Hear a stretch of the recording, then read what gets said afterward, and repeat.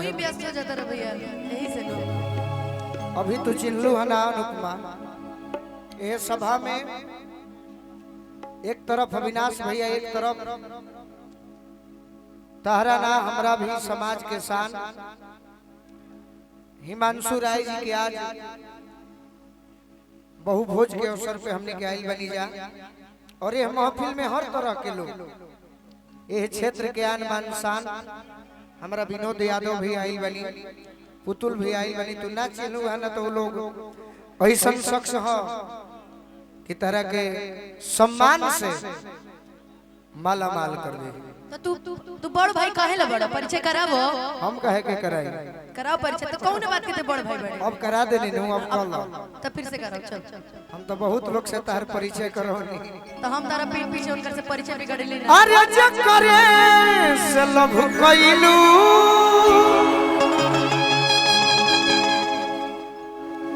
ओ करे से परेशानी बा ये हमारा विनाश भैया फुलवरिया में जरा बियाह में हम गए रही रंजीत तिवारी फौजी जी बरिसवन जकरे से लभ कइलू ओकरे से परेशानी बा बाबा बजा दी तनी ए सनमी करम तारो लागे खानदानी बा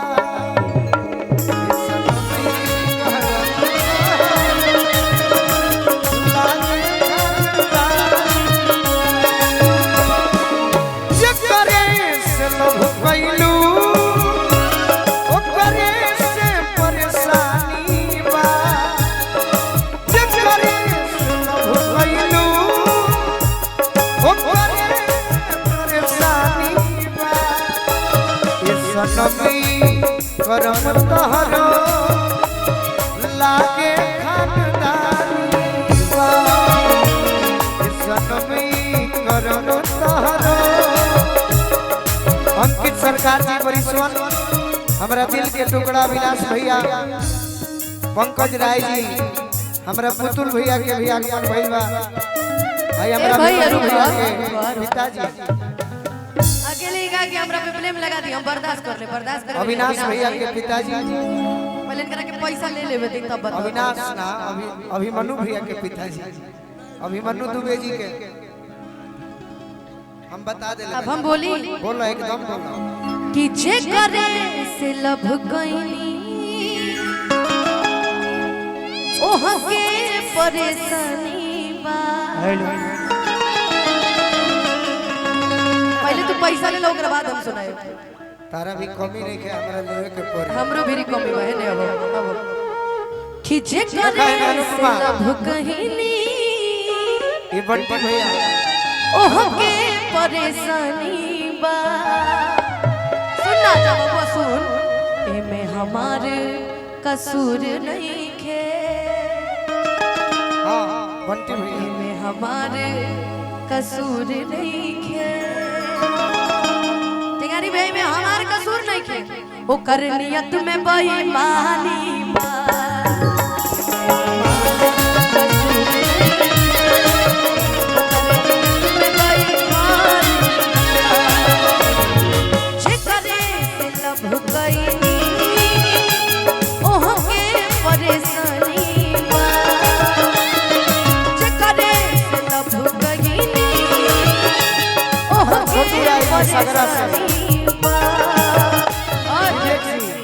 तहरा के निमन से पता बा ओकर नियत में बेईमानी जरूर पता बा अनुपमा ओकर नियत में बेईमानी सतीश भैया दिल्ली से बानी अखिया मिला लया वगरवा लगा लो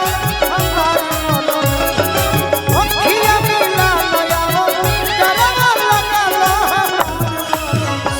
कोरा अरविंद भैया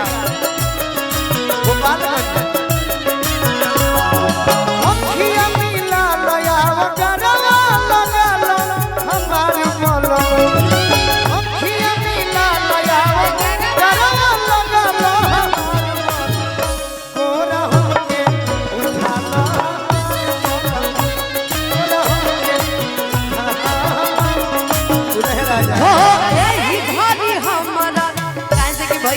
हेने आके कहनु भाई इतना कंजूस है ना, धरती पर ही एगो कंजूस पैदा होइल बा की एकर लइका हो गइल ना, मिठाई खियैलस ना, कार्यक्रम करलस। अनुपमा हेने आओ, बट रजनीगंधा क्या होता रे हमरा के आवत तारो असली याद एही घरे हमरा ततीत मीठ खाइल मानबा कि ए घरे हमरा ततीत मीठ खाइल मानबा घरबा में आइल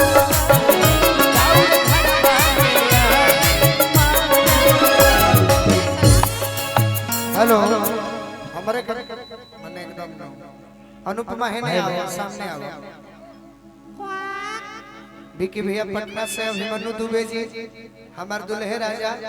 हम नहीं तो हंसत रहो, हम व्यस्त बनी बनावो जे और व्यस्त रहे। एगो गाना के फरमाइश बा अनुपमा कौन तनी रीड और बढ़ जाइए हवा तो हमारा पेट भर जाए। हां डांस करो। हमारा भी बचपन के मित्र ये संगीत के क्षेत्र में हमारा स्वागत करी देसु भैया।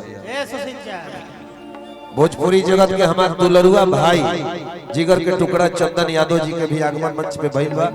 ई परिवार स्वागत करता भाई चंदन जी के। गोलू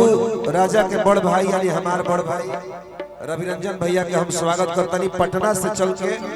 हिमांशु राय भैया के जितना मित्र लोग आइल बा सबके स्वागत बा।